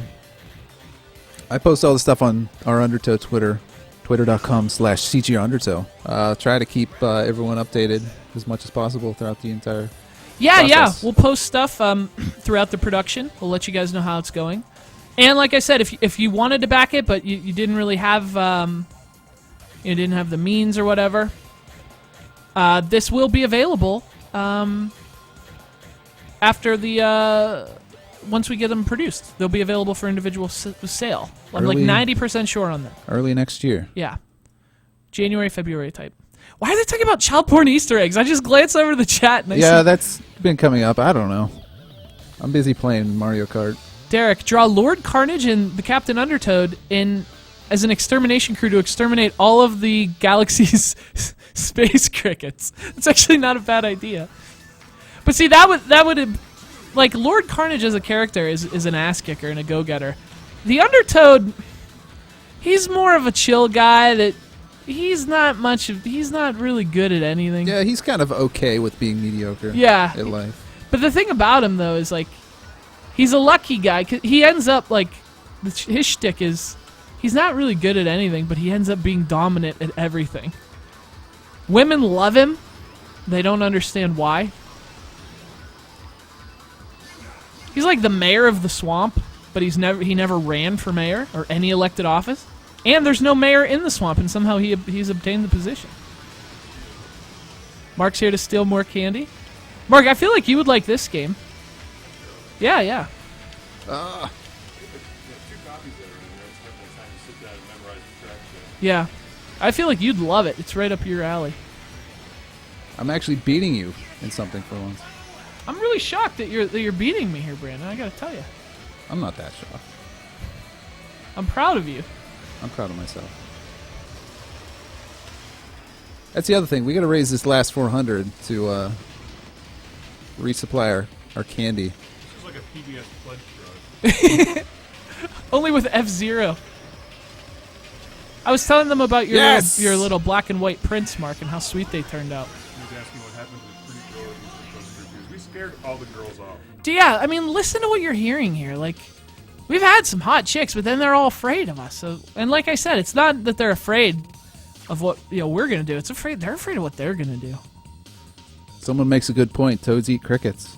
That is that is true. So the Undertow is a mixture of Duke Nukem and Donald Duck. I think it's a mixture of shit and poop. Yeah, he's basically, if you're like everyone knows I'm a big John K fan. He's like Jimmy the Idiot Boy mixed with Michigan J Frog. If you're a fan of like old animation. Lord Carnage defeat Duke Nukem. Yes. That's a good question. Oh, someone said Lord Carnage is a sissy. Don't look behind you.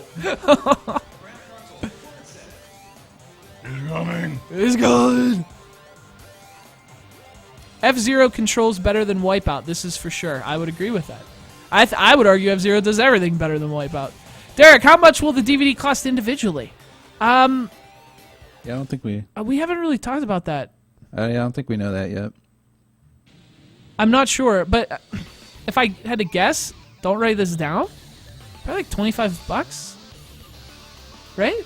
I don't know. I don't know. I'm not in charge of that stuff. Now that the DVD's funded, we can actually have those conversations. Yeah, well, actually, that's the thing. We haven't talked about anything because we had to. I have so much drawing that I have to do. I have so much editing that Brandon has a lot of editing, and also we're gonna do interviews and stuff. So Brandon, we're gonna have a lot of stuff to edit. A new video game feature. Yeah, a brand new feature. Top 10 NES games. Only gonna be on the DVD here. Documentary. Documentary. Gag reel. Yep. The documentary is gonna be fun. If anyone has any questions they'd like to see addressed in the documentary, let us know because that's going to be going into production in the next couple weeks, I would assume. Did you win the first race? Yeah. Holy shit! And this is your first time playing this. Yes. That's impressive. It's pretty easy to pick up and play. You pretty much just go forward. Yeah, but it's really fast. Yeah. Well, I've played Wipeout. Oh, okay. Well, then you. Yeah. Except I'm screwing this up now, but It's got those really touchy controls that, like, if you want to steer, you just nudge it a little bit. did I do it? Yes! He did pass me. Brandon's dominant at F-Zero. Finally. Why didn't we start? You blew shoot. up, you big idiot. You can't overuse your boosts. Well, now I know. So Whatever. listen, I never played an F-Zero game. If you're going to play one, play F-Zero GX. Derek, Mike Oliver says, draw a robotic Emma Watson, Derek. You know you want to. Oh, my God. She'd be okay with that, right? Oh, God. What does she care? Oh. Guys, You never got that cardboard cutout. I love it. It's on the way. Is it? I have a cardboard cutout of Hermione that's going to be in the office real soon. Is that going to be... Oh, wait, I wanted to check. Look, I got so distracted. I didn't just, of course. That should be featured in the documentary pretty heavily. The story behind the Emma Watson obsession. See, I don't know that there's much of a story. I mean, I don't know. She's just like everything I would look for in a woman. Emma Watson embodies. She's smart. She's adorbs. That's not a word. She is adorbs. That's not a word. It's a word I would only use to describe her. Oh man, should I be that thing or the skull? The skull guy? is good. All Or right. Biorex. I don't know what that is, but he's got a cool name. I'll give him that. Derek, please don't do it here. Go to the restroom. I don't have to pee right now. I don't know what you're talking about. Where are we at? Still at 7,626. 72 minutes. We can make this happen. $400. What's your favorite animation, shows, and movies? Derek, your obsession with Emma Watson is strange. Yeah, I know. Look, I'm not gonna sit here and say it's not bizarre. It's not even an obsession. I legit love her, and like I would be like if something bad happened to her, I would be like devastated. Like and I'm not. Look, I'm not saying it's normal or right, but I feel about her the same way I would feel about like oh, you know, you're my girlfriend and I love you. It's actually probably stronger with Emma Watson. I adore her. I don't know why. I don't know what happened. Something just clicked in my brain, and I don't know why that switch was there in the first place. Tell us how it all started. Let's go back to the beginning. As I watched the Harry Potter movies, each one, like when she started to get older, I forget which one it was. It was probably like the third or fourth one where I said, oh man, Hermione, she's going to be a little hottie. And then, like, you know, she got old enough to make it not weird to say that, and I was like, oh my god, this girl is gorgeous. Yeah, And what is the age difference? she is like 23, 22, 23. Seriously? Yeah, she's not Wow. that young. Yeah, it's not like people say, oh, that's so creepy. Like, dude, she's not even that much younger than me. So we could totally get married and have Well, that's children. younger than I thought she was. Oh, really? Yeah, I assume she See, was I think people think she's younger than mid-20s. No, I think she's early 20s. I'm not that creepy that I know her effing birthday. Like, let's not take it to Oh, that. yeah. I mean, Brandon, you keep blowing up, dude. Yeah, well. And not in a good way. But yeah, and then, like, I don't know, like the fourth Harry Potter movie, something happened and I fell in love, and now I watch all her movies, even though otherwise I'd have no interest in watching these movies. Like Noah. I would never go see Noah if Emma Watson weren't in it. I can officially say I've never seen one of her movies. She's in a lot of movies. She does really great work. I've never seen any of the Harry Potter movies. So you don't even know what Harry Potter is. I get the idea. I read like half of the first book. I get the idea. And It's I gave kids up. and magic. Exactly. They're in school. Have you ever seen the 80s Halloween special, The Worst Witch? No. Starring Fairuza Balk? Why would I have seen that? All right, so this was a made-for-TV, it might have been like an HBO Halloween special. I think what we've learned from these live streams is I know a lot about made-for-TV holiday specials from the 80s. So yeah, this was one that was on TV in the 80s, and I watched it a lot as a kid. And it's about a school for witchcraft and wizardry, and the things that happen there, and one student in particular that's a special student at this witchcraft school. It's basically Harry Potter, but like 20 years before Harry Potter, and it's this crappy made-for-TV special. Everyone should go watch it. It's got Tim Curry in it, and he does an amazing musical number that's so bad.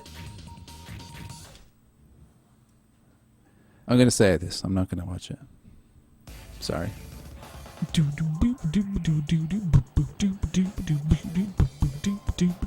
Emma Stone is hotter than Emma Watson. How dare you? I refer to Emma Stone as the lesser Emma. Yeah. I would agree with that. Do, do, do, do, do. 68 minutes. We may have to sign off soon, but Yeah, how much longer are we gonna go here?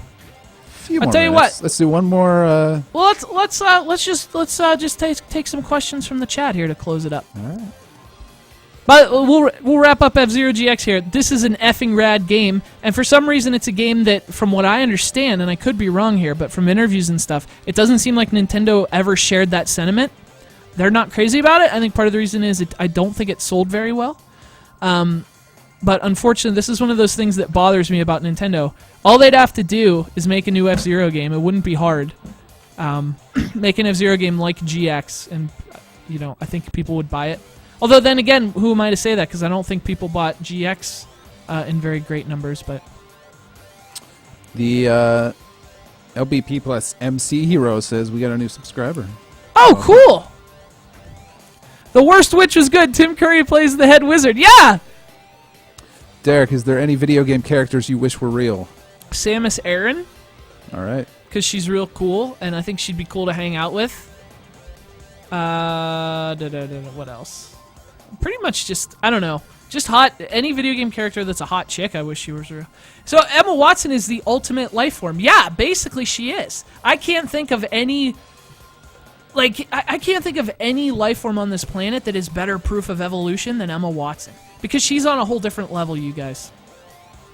Would TJ be on the DVD? Yeah, well, I mean, a couple of his videos are on the ballot.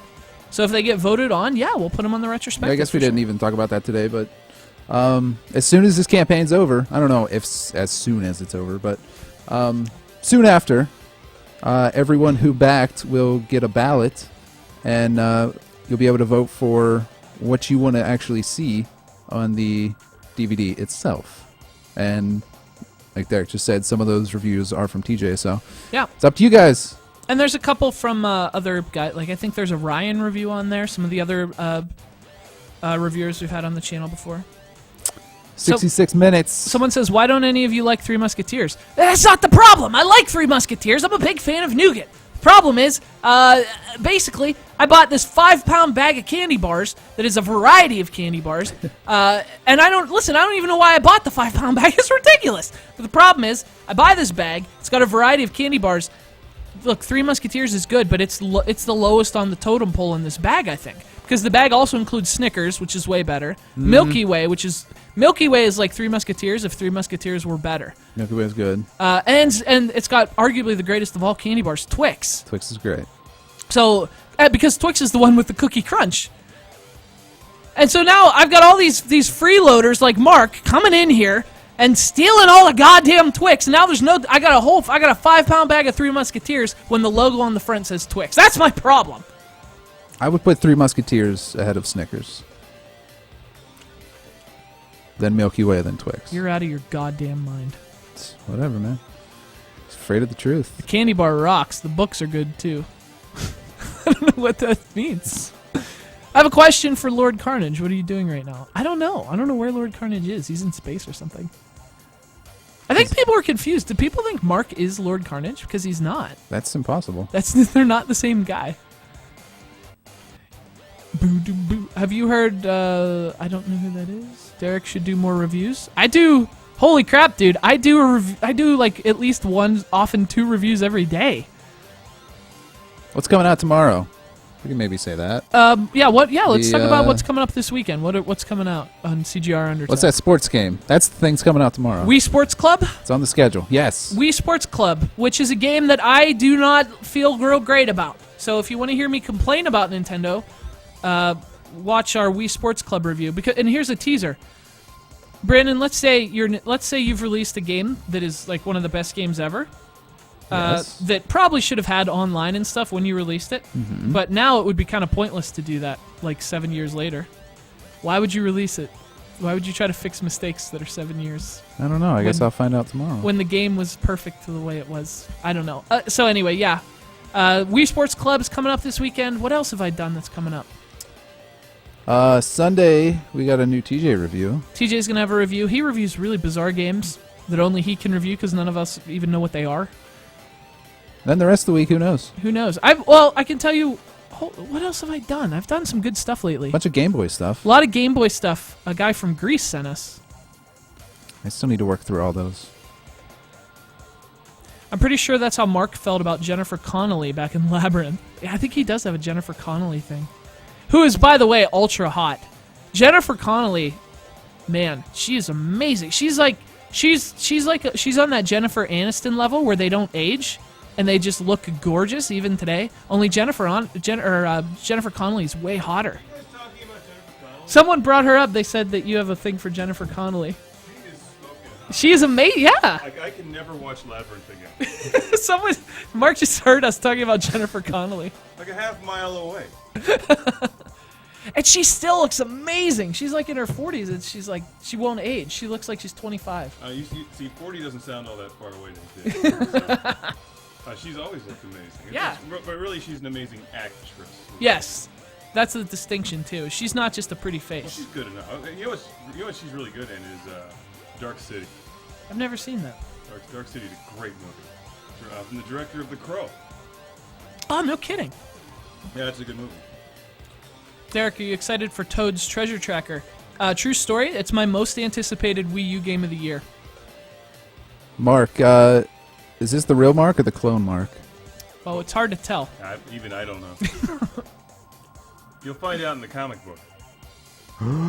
If there's any left. Mark's, that is. We have plenty of comics. Yeah, they sort of like, I don't know, there's like wet footprints all around, and the footprints are composed of like clone material, and I never know where they come from. Are we done talking about Jennifer Connelly? No, we can talk more about Jennifer Connelly. Jennifer Connelly was hot in Phenomena, the movie where Yes. she communicates telepathically with insects. Is that real? I might be getting that confused with the one where it's like the horror movie where they're on Roosevelt Island or something. What's the one where she's in with DiCaprio and she's smoking hot in that movie too? I don't remember. I feel like the only Jennifer Connelly movie I've seen is Labyrinth. But I know I've seen her, like, I know what she... Oh, she's in once. She's also she's really young. She's a kid in Once Upon a Time in America. But that movie is horrible. That's like the longest, slowest, most boring movie I think I've ever seen. Oh, that's not good. Do not. Yeah. Did you see they're doing another Labyrinth? They're doing a sequel? I didn't. But actually, I really like the first Labyrinth. Oh, it's a great... It's legit and awesome. Well, I mean, I'm a big Muppets fan as it Oh, is. there she is. Now Brandon's Googling Jennifer Connelly. It's going to get weird in here. She's super hot. She is. She's all right. married to like some other like famous, popular, like good-looking actor. She's got Not- like a very not- handsome husband. Not scumbags like us. Paul? Oh, Paul. I don't know. Is Who that this who guy I'm is? thinking? Oh no, he's goofy looking, dude. It's the dude from. He's from What's the the church movie. the book the book thing? Yeah. The movie based on the book by the guy Yeah, who goes to the churches. the Church Killer. The Avengers. Church Killer, the movie. Transcendence. Dan Brown, Church Killer. Tom Hanks Priest. versus What the hell's the name of that movie? A Knight's Tale. Harry Potter. A Beautiful Mind. Da Vinci Code. That's the one. Da Vinci Code. The French chick in Da Vinci Code is also very attractive. She's no Jennifer Connelly though. Oh, she's an anomaly. Yeah, she's pretty cute. I know. I can't believe that guy's married to. Oh my God! Did you see that? Under Jennifer Connelly, it said people also search for Emma Watson. Oh my God! That just blows my mind. That's because you've spent all day, every day, for the last 3 years doing that. Oh, I love Emma Watson. I'm sorry, she's overrated. How dare you? She is. She is adorbs. Stop saying that. I would marry her. Your wife must be so proud. Ugh. I have a list. Or confused. I have a list of like, the ones that's allowed to happen. Any other good comments, Brandon?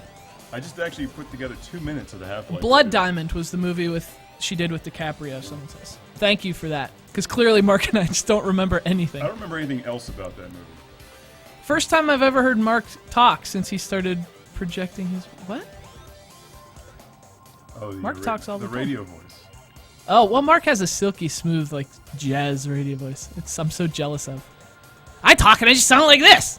Mark's got this... Actually, that hurts. Stop it. Yeah, I know. The only question I see is, what game... Michelle Pfeiffer's up there, that's true. Wait, what are you guys' game that you thought would suck but was really good? There's a question in there somewhere. I don't know. Some of those things that just there's been a few. I've played like 3 new games in 2014, so I actually have to just get busy the rest of the year because I don't have enough to make a top 10. Yeah. Like, although Wolfenstein: The New Order is going to be hard to beat. Oh my God, that game was... I didn't think it would suck, but I didn't think it would be like Game of the Year candidate, and I think it is. That game's awesome. Because it's right up our alley, too, where it's like real simple, old school. Good. It's just Yeah. good style. It played well. It looks good. It was tons of fun. I'm enjoying Destiny, but it's certainly not Game of the Year material. I haven't played that yet. But I'm enjoying it. Actually, my review of Destiny is going up tomorrow for the PS4. I just wrapped that up this morning. The Famicom Disk System review is live right now on YouTube's. Surprise. On the internet. Exclusive. Da-da-da. The Nintendo Famicom Disk System. Listen to that voice. I like floppy disks. Discs, Derek. Discs. Yeah. The Floppy Do they, disks. I haven't. It's been a long time since I've seen a hard disk. Hard. They're always floppy. hard Yeah. disk, floppy disk. I wonder if Emma was. I'm glad you guys are sharing a microphone. Oh, Marissa Tomei. Yes, also super hot. I have this theory on Marissa Tomei. As much as I love Emma Watson, I think Marissa Tomei would be the perfect pizza date. I don't know if there's like a Italian thing going on there, but if I had to pick one woman for a pizza date, I would pick Marissa Tomei, and I would hope that the pizza date ended up with nudity at the end of it.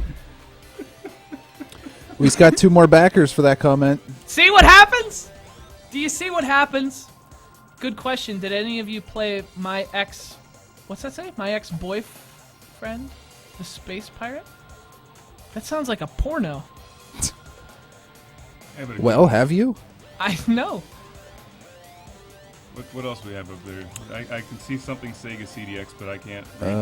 My old eyes cannot read that. I'm going to computer sit on the street holding a sign, will work for Sega CDX. monitor. All right. I'm sure that somebody will hand you one.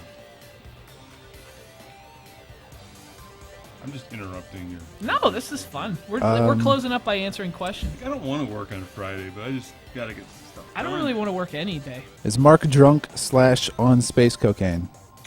It's hard to tell the distinction sometimes. Probably and maybe? No. Not yet. Still early. Derek, who's the hottest female wrestler of all time? Well, my current What's crush... with you and wrestling?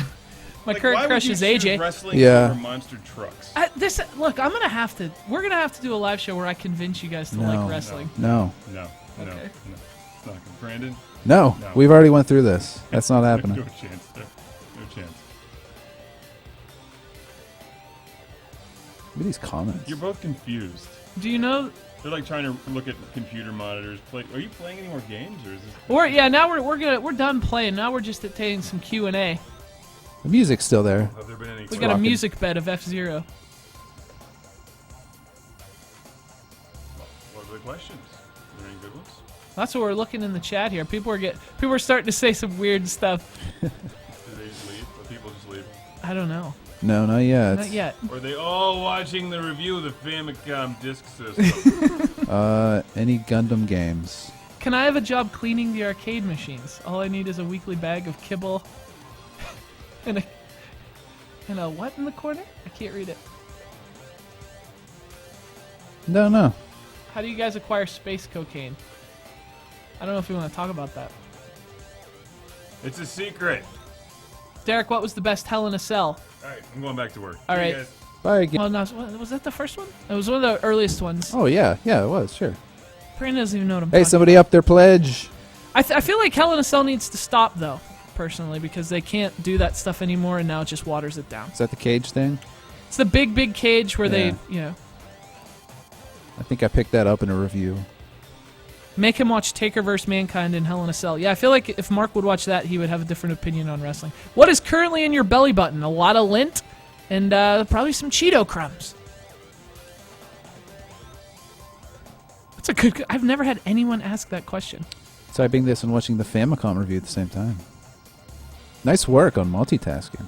Brandon's a multitasker. So, hey, bottom line is we have less than an hour to go. We're so close at this point. Yeah, we're like 200 and change away from our stretch goal. The really important thing is that the DVD it's going to be in production.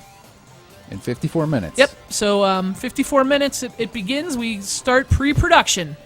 Yeah, Shawn Michaels vs. Taker was the first. Yeah, Mankind Taker was shortly after that. I don't remember the number. Oh yeah, favorite animation things, shows, movies. I'm a big Disney fan. Old Disney and 90s Renaissance Disney. Like from Little Mermaid through Pocahontas. I really like. Somebody just donated $1. Someone do that's awesome. Hey, it helps. And also really old Disney. And then in terms of TV shows, I like the old Warner Brothers stuff. I like the old Disney stuff. I like the John Kay stuff and a lot of the early 90s TV Renaissance stuff like Tiny Toons, Rocco, Mighty Mouse, stuff like that. Not crazy about modern animation, but I do like a lot of modern cartoons for the writing. I wish current cartoons had animation and cartoons that were as funny as the writing. or animation and drawings that were as funny as the writing. Now it's not about the drawings anymore. You have these really crappy drawings, but really good writing. So some of my favorite cartoons in that regard are like, I really, really, really like Aqua Teen Hunger Force. I was just gonna bring that up. Yeah, huge Aqua Teen fan. As you can probably tell by the way my voice sounds sometimes. And also, I really like Squidbillies a lot. Squidbillies is good too. Yep. Sega of my house is leaving. Hey, he's been in the chat like all day, so thank you for stopping by, dude. We appreciate it. He's also always, I think he's always tweeting us and stuff too. And I know he leaves a lot of comments on our videos, so he's an Undertowed, he or she. I don't want to assume. Someone else just upped their pledge. I donated $1 and a cigarette. Thanks. None of us smoke, but we appreciate it. We use that for after we Google. I Google Emma Watson and Mark Googles Jennifer Connelly. Favorite handheld and home console of all time. I donated $25. Love me, Derek. Deborah Ashley. If that's a woman, I will love you. All you have to do is stop by the arcade, and I'm happy to do it. Thank you for the donation. See, there's nothing I won't do for money, Brandon. Animaniacs, yes, that's another one I really like. I lump that in there with the 90s Renaissance. Because, you know, this is another opinion I have that isn't popular, but 80s cartoons sucked. You know, I know people have really wistful nostalgia for them, but they weren't very good. They certainly weren't drawn very well. It wasn't until, like, the late 80s and early 90s that started to change. So I really like the Tiny Toons and Animaniacs. I lump in with the 90s Renaissance of animation. Really good stuff. Hey, you can follow us on Twitter, by the way, at CGR Undertow. As we mentioned earlier, we're going to be updating it with a lot of updates during the DVD process. We'll show some photos, maybe some video clips. I don't know. We'll do all kind of stuff.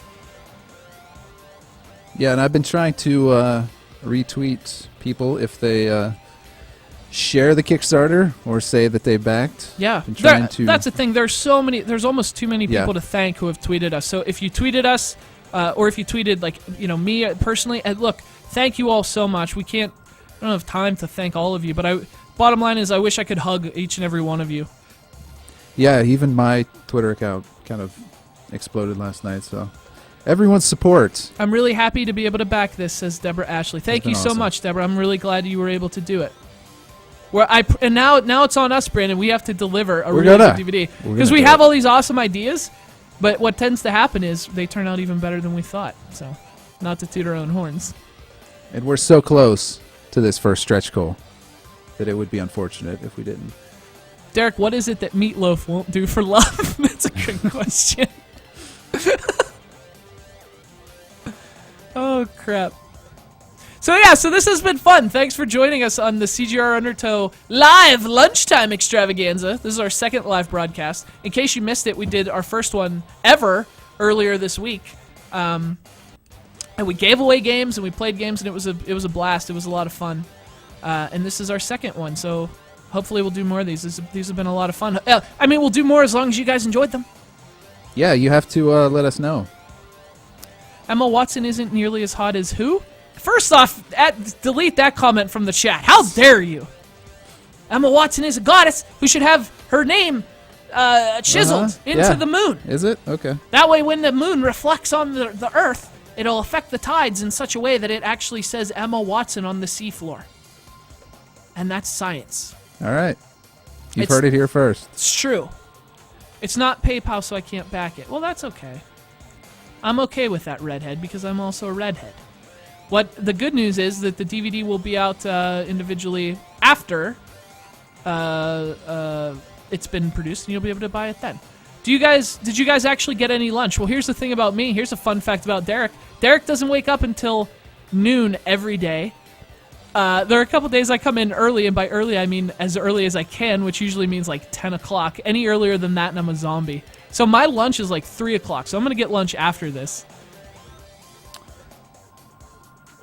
Someone donated an extra $10. Did you see my post about selling? Yes, Ziggy. I saw he tweeted me that did he tweet? Sorry, we're confused. He's gotten so many tweets. Oh, yeah. Someone left a comment on the Kickstarter. Ziggy left a comment that he sold his extra copy of Donkey Kong 64 to back the DVD. That is amazing. Thank you so much. And the thing is, if you guys are that strapped for money and you're going out of your way to do that, that's awesome. You guys are You guys are effing rad, man. Thanks so much. It means a lot to us. We work hard on CGR Undertow every day, as you can tell. And so to get the support from you guys, that means the world. Yeah, and I've said it before. If you can't donate, share it. We got 47 minutes, and the amount of people tweeting about it and retweeting posts and all that kind of stuff on Twitter and Facebook and Google and everywhere has been Pretty amazing impressive, these yeah. last few days. 47 minutes. Derek, have you ever met Emma Watson? Deborah Ashley wants to know. True story. It was set up. Yes, I was supposed to meet her. And I went over this on the first live stream we did on Wednesday. She was filming a movie literally right down the street from me. And I have a friend who was working on the movie with her. He was a set hand. And he talked to her and said, he basically told her about me. And she laughed, and it was all set up for me to meet her. She agreed to meet me, but I chickened out, Deborah Ashley. Can you believe that? That could have changed the outcome of my life. And as much as I love you guys for donating, I got news for you. If I'd met her and certain things had gone a certain way, I would not be here right now. And I would be perfectly content with that decision. What if she's not as perfect as you thought she was? How dare you, Brandon? The only thing that could be wrong is that she's actually not even a real human being and that she's a robot. Could be. You never know. That's the only possible, Ziggy says, thank you. No, thank you, dude. You did not have to... The fact that you're selling off your belongings to bag the DVD. I don't even know what to say about that. That's above and beyond what you had to do. That's amazing. Derek, has Emma Watson ever given you a restraining order? We can't talk about that. Listen, now we're beginning to argue semantics here. What you call a restraining order, I call suppressing her feelings. This is your first live stream? No, we just did one Tuesday, and you can actually go watch that entirely on our channel. If there's anything you should know about us, it's that we accommodate your sick needs at all times of day. The first live stream we did earlier this week was a slumber party extravaganza, which someone rightly pointed out. You guys ended it at like 7. What time do you go to bed? But that's not the point. We did a slumber party extravaganza, and now we're doing a lunchtime extravaganza. Unfortunately. And, if you missed any of this one, this will be archived too, so you can watch the entire stream of GameCube games and us being terrible at them. Shooting zombies. I can't donate, but Undertow is one of my favorite channels on YouTube, so I hope watching all the... Yeah, hey, dude, that's a huge help.